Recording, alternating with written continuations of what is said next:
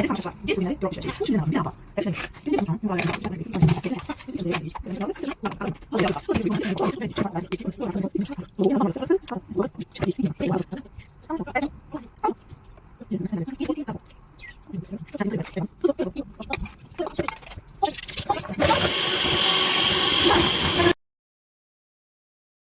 Əziz tamaşaçılar, Abbas karnı yatmaz. Biz Abbasla pirog pişirdik. Göstərirəm. Bu piroqdan heç yerdə yoxdur. Bu yalnız bizim evdə pişir. Baxın. Və agah olun ki, bu piroq ən dadlı piroqdur. Çünki bunu Abbas pişirib. Abbas. Hər evə lazım. Piroq haqqında nə demək istəyirsən? Səncə onun dadı necədir?